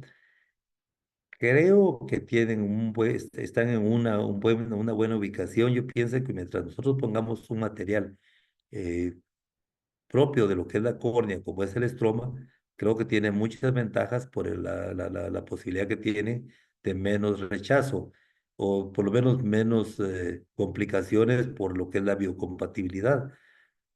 Yo sigo pensando y sigo creyendo mucho en los segmentos corneales de polimetilmetacrilato.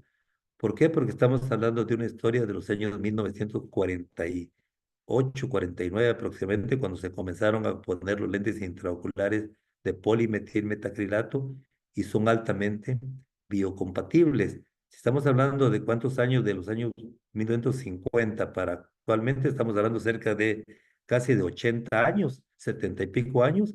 Entonces yo creo que eso para mí tiene un alto significado. Definitivamente el colocarle lo que son los segmentos de material corneal me parece muy bien y máxima ahora que tenemos un femtosegundo, incluso podemos hacer no solo lo que son segmentos, sino yo creo que un tejido que sea más grueso en el centro, como quien dice un menisco más grueso en el centro, como que fuera un trasplante solamente que introducido dentro de lo que es el centro de la córnea, lo cual aumentaría el grosor, mejoraría la biomecánica de la córnea y yo estoy totalmente de acuerdo en ese tipo de pensamiento porque realmente estamos poniendo un tejido que corresponde a lo que es el tejido corneal. Y lo mismo creo yo que va a pasar con la cirugía refractiva. No usar ya lo que es el láser exime para adelgazar la córnea, especialmente en LASIK, sabemos que nos producen ectasias. En el caso de lo que es la PRK, de veras, créanme, yo tengo años de no ver lo que es una ectasia, a excepción de un paciente que tuvo una queratitis severa, que realmente se ectasió parcialmente, se aclaró, se le pusieron segmentos, el paciente está muy bien, pero en general con la ablación superficial, a la cual yo prácticamente que me he convertido en un cirujano de superficie corneal desde en un casi 100%, realmente se ha minimizado esa posibilidad. Perdone, Helen, ¿cuál fue la segunda pregunta? Sobre la superficialización de Ok. los segmentos. Sí, cuando ustedes tienen lo quitan, esperan unos 6 meses y vuelven a colocarlo, no en la misma disposición, sino lo que se alejan o se acercan al centro de la córnea, dependiendo de lo que quieran corregir, y los coloca uno más profundo. Y precisamente para cuando uno hace el OCT y uno ve que lo puso a un 50%, lo importante ahí es volver a entrar y hacer un nuevo túnel un poquito más profundo. Eso realmente no es algo tan complicado y sí perfectamente se puede realizar. Así que yo diría que mientras ustedes puedan utilizar los segmentos corneales, créanme que van a minimizar en un porcentaje significativo lo que es el trasplante de córnea. Lo mismo con el cross-linking. Ustedes vean que se empeora una o dos dioptrías, esfera o cilindro, y ven un aumento en las aberraciones corneales, no alto, sino relativamente que ha cambiado.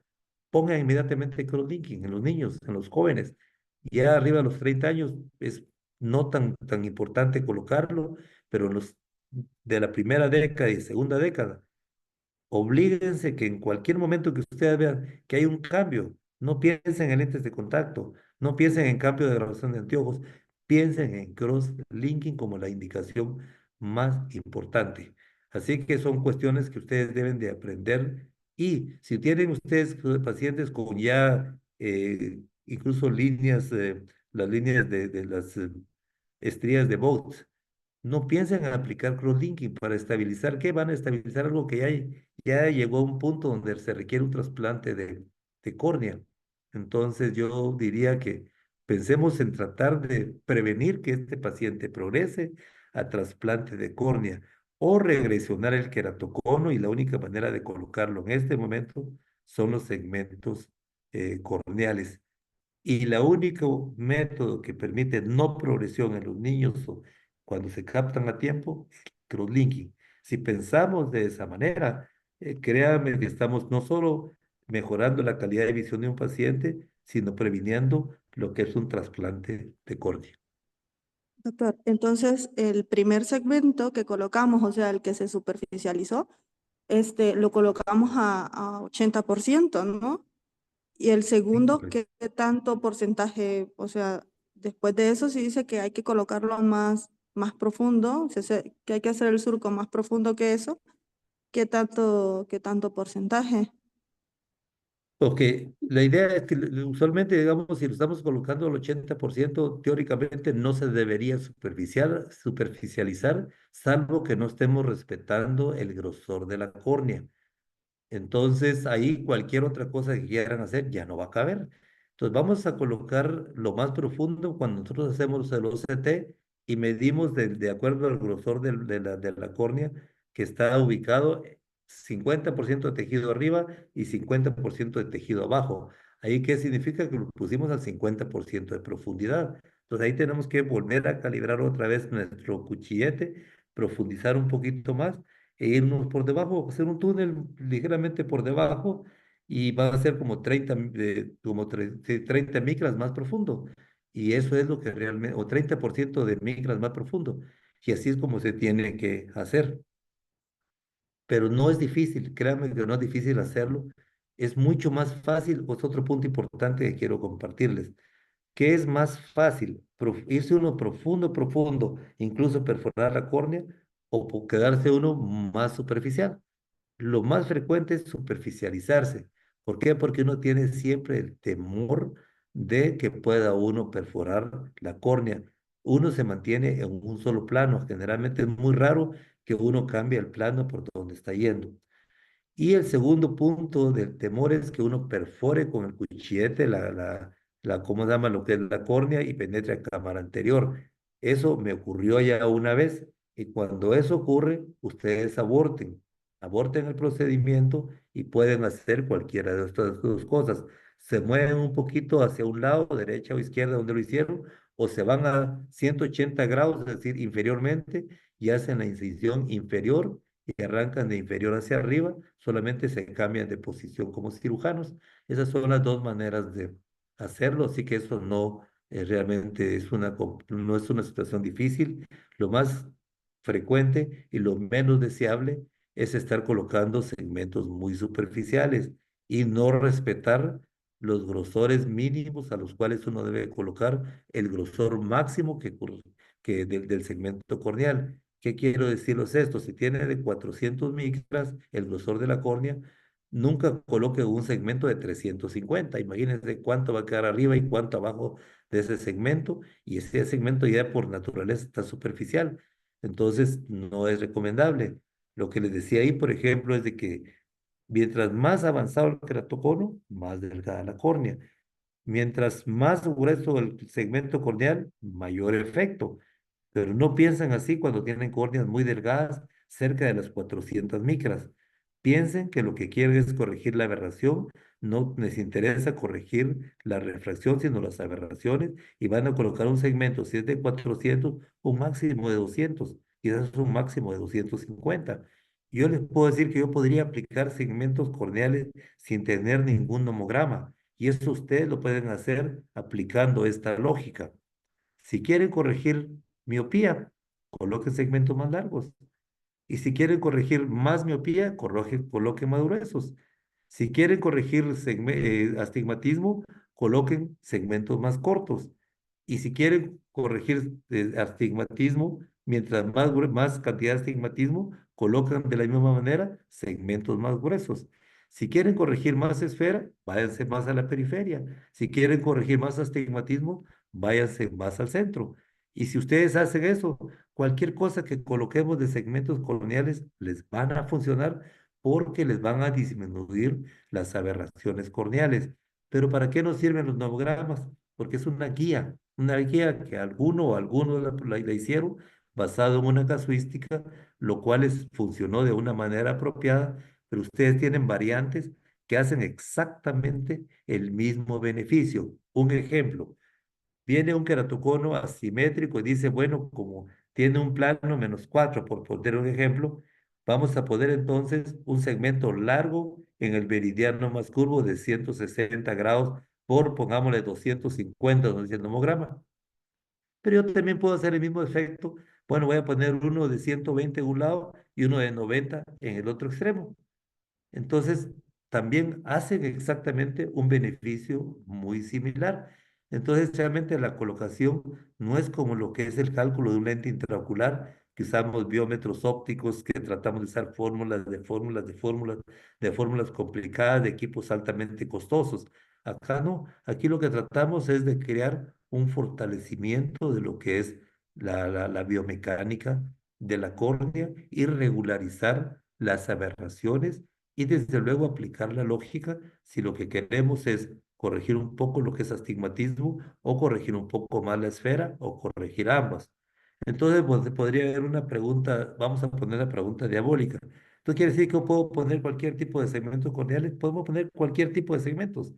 Antes teníamos solo de 150 grados y únicamente cambiaba el grosor. Y a todos se les ponía así y todos mejoraban.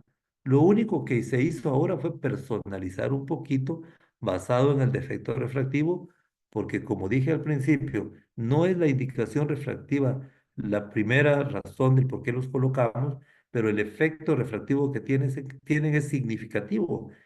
Recién hace poco le pusimos a un paciente como -10, -8, tenía así de defecto refractivo, 10 de miopía y 8 de astigmatismo y quedó con .75.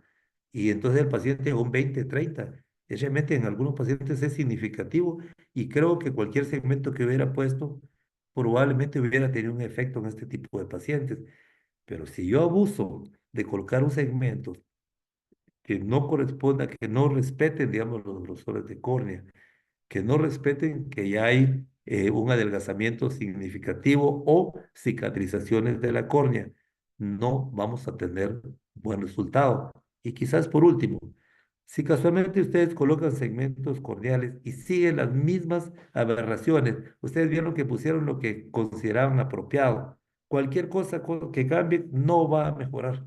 Por lo tanto, ese paciente es una indicación de trasplante de córnea. Así. Muchas gracias, doctor. No, pues básicamente eso creo yo que es parte de la experiencia que yo he tenido. Yo estoy poniendo segmentos. Yo creo que tendré más de 20 años de estar poniendo segmentos, tal vez unos 25 años. El doctor Albertazzi fue el que me enseñó, el doctor Ferrara le enseñó al doctor Albertazzi. Yo tuve la bendición que él me dio a mí el entrenamiento de hace casi, creo que fue uno de los primeros que empezó a colocar segmentos, no en Guatemala, no en América Latina, sino creo que a nivel mundial, porque nacieron muchos de los que usamos en la actualidad a través de la innovación del doctor Ferrara, que a partir de ahí salieron los Kerrarings. Así que, entonces yo creo que la experiencia mía es relativamente larga en términos de lo que es el manejo de queratocono.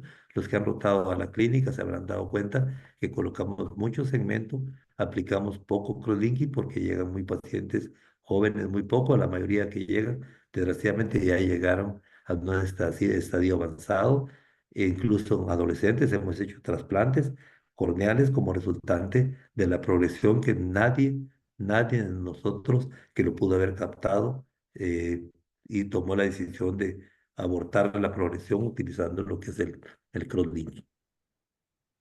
Doctor, yo Bueno, tengo pues yo creo, una pregunta. sí, Ahorita que mencionaba, por ejemplo, de una aberración corneal de alta orden y que necesite ya otra cirugía, por ejemplo, una catarata o así, ¿cuánto tiempo se llega a esperar de una cirugía a otra? Y, o sea, y diciendo que no entre tiene... segmentos Ajá, y catarata, sí, ok, 3 meses. En 3 meses usted tiene una estabilidad importante. 6 meses, 6 meses. Podría ser también una fecha, pero 3 meses para mí un tiempo suficiente. Si lo aplico a las 2, 3 semanas, va a estar cambiando. Ya cuando ha dejado de usar tratamiento, 4 o 6 semanas, como me indicaba la doctora, a veces 3 a 4 semanas nada más. De ahí en adelante, 3 meses en total a partir de la cirugía. A partir de ese momento yo puedo hacer lo que es la cirugía combinada, o sea, la perfecto. segunda Muchas gracias, cirugía. doctor. Ujú. Muchas gracias. No sé si alguien más tenga alguna aportación, alguna otra duda, algún comentario.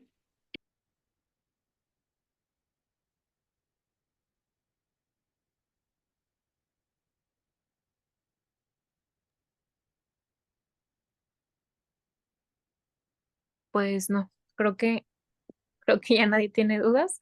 La verdad, muchas felicidades a los dos, tanto a Pau como a Cristian, y darle las gracias al doctor Rudy por tomarse su tiempo, la verdad, por compartirnos toda su experiencia, que creo que todos los que ya hemos ido a Guatemala nos hemos dado cuenta que, pues bueno, o sea, que el queratocono es bastante frecuente allá y que bueno, como lo maneja el doctor Rudy, pues pocas personas, ¿no? Entonces, pues darles muchísimas gracias a todos. No sé si el doctor Rudy quiere agregar algo más. No, pues yo solo agradecerles por la invitación, Paulina, Cristian, por tomarme en cuenta y créanme que estoy a la orden y por cualquier tipo de situación. Realmente la experiencia mía abarca muchas áreas, que es una gran ventaja de acrocistorrinostomías. Cuando hablen sobre ese tema, me gustaría también ser partícipe.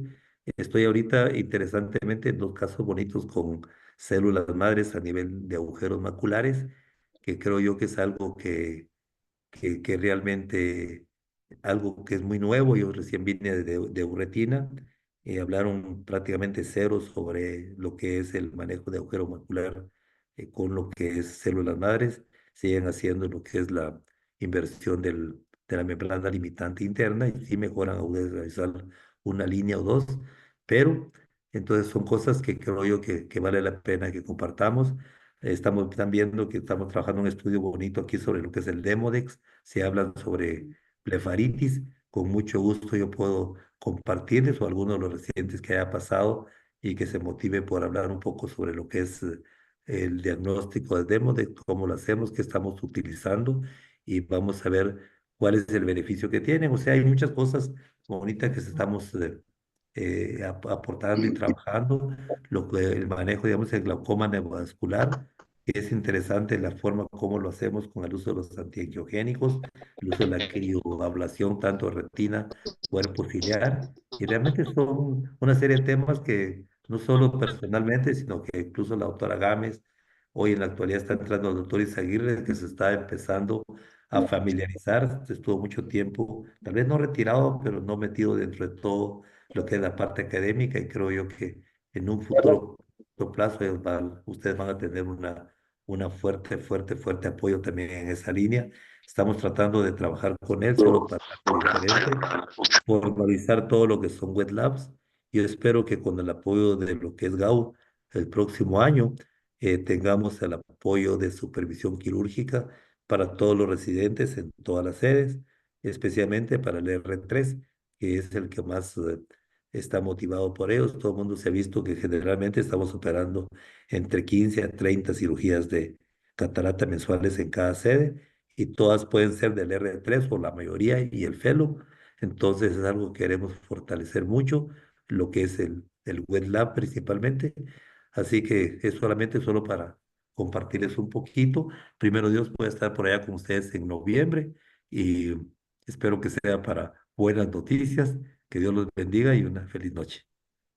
Doctor, Gracias, una doctor. última Antes de que se pregunta en vaya, el creo chat. que ajá, Eh, de Angélica Luna, si gustas compartir la pregunta. Hola, muy buenas noches. Más que una pregunta, es una aportación. Ha sido excelente su plática, realmente es muy innovadora. Yo tuve la oportunidad de aprender con el doctor, yo aprendí un poquito, tengo más de 20 años practicando y efectivamente son muy eficientes los anillos. Y mi aportación sería diagnosticar el cono lo antes posible. En México hacemos crosslinking a partir de los 6 años de edad. A los niños la idea es detener el cono en etapas infantiles, no permitir que avance. Ya si nos llega un poquito más adelante, 20, 25 años, de inmediato pensamos en anillos. Y pues ya hemos dejado de hacer trasplantes de córnea gracias a los anillos. Entonces, recordemos, si tenemos un paciente joven, un niño, con astigmatismos oblicuos y miopías que han ido progresando año tras año, luego vayamos y revisemos las queratometrías. Si son queratometrías arriba de 48 y oblicuas, pensemos en que ese cono está apareciendo, ¿no? De inmediato hacer su topografía corneal y si es un cono, independientemente si está para uno, dos o tres en el que esté, de inmediato cross-linking. Y si no, como dice el doctor, los anillos de forma prematura son excelentes también. Entonces, aprendí mucho con su plática.